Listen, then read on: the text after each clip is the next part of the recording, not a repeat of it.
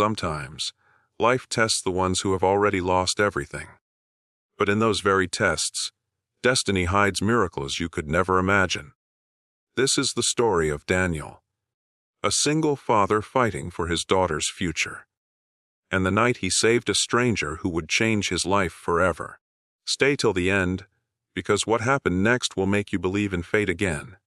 Daniel Brooks was 36, a single dad raising 2 daughters. Leela, aged 10, and Emma, just 7. He lived in a small town on the edge of nowhere, where the air always smelled faintly of rain and motor oil from his little garage. Once, Daniel had dreams. A business of his own, a happy marriage, a warm home. But all of that burned away when his wife, Claire, died 3 winters ago in a car crash on an icy road.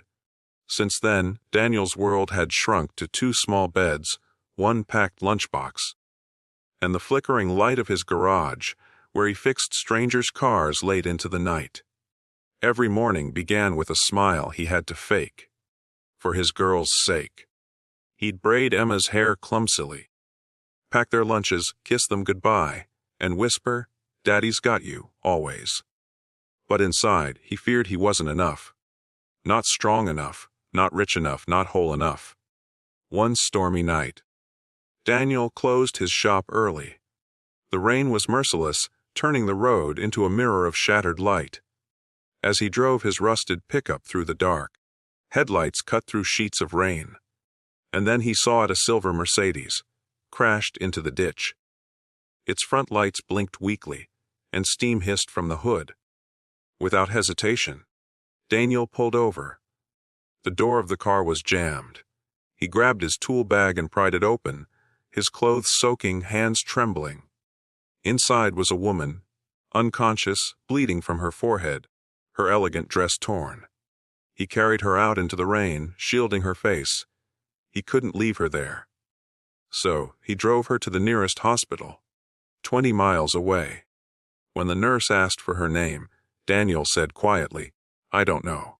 She just needed help." He waited all night in the corridor. At 4 a.m., a doctor came out and said, "She's stable. You saved her life." Daniel sighed, relief washing over him.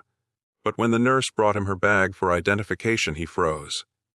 Inside were a black credit card, a phone with dozens of missed calls, and a name, Olivia Carter, CEO of Carter Holdings, one of the biggest companies in the state. He had no idea he'd just saved a millionaire. The next morning, Daniel went to work, exhausted but peaceful. He never expected to see her again. But that afternoon, as he picked up his daughters from school, a sleek black car pulled up. A woman stepped out. Olivia. Her head was bandaged, but her eyes shone with gratitude. "You're Daniel Brooks," she said softly. "You saved me. I owe you my life." Daniel smiled awkwardly.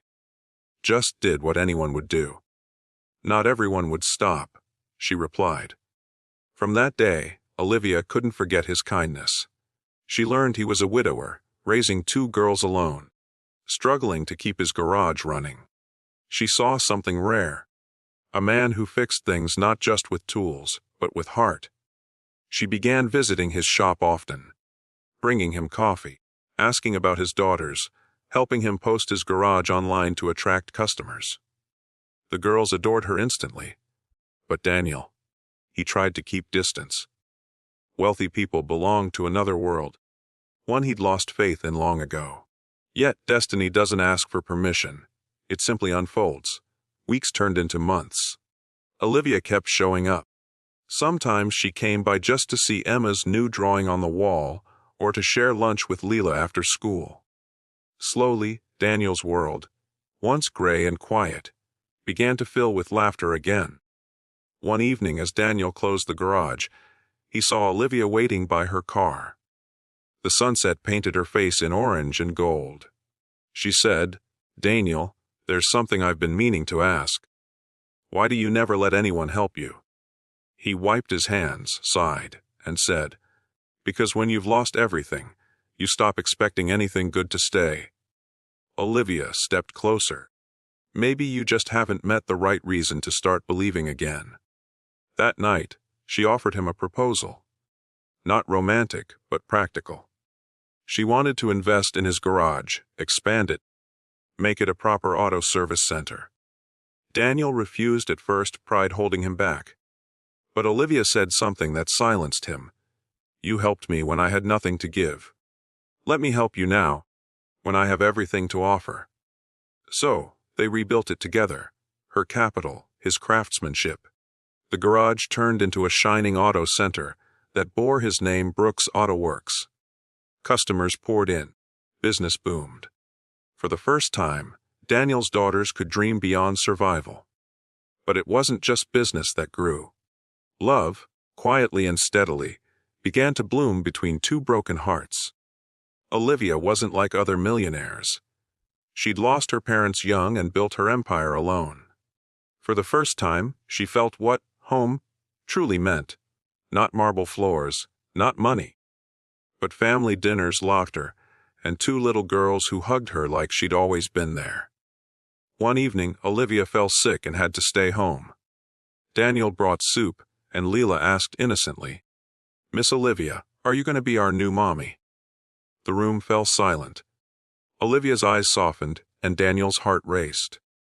He smiled gently and said, "Maybe one day, if she wants to." Olivia took his hand, whispering, "I already do." The tears shimmered in Daniel's eyes. The first tears of joy he'd shed in years. He had rescued her from a broken road that night, but she had rescued him from a broken life. Daniel thought he was saving a stranger. But in truth, he was saving himself. Sometimes, life doesn't give second chances. It gives second people. And when you meet them, everything you lost suddenly makes sense. Because love always finds its way home.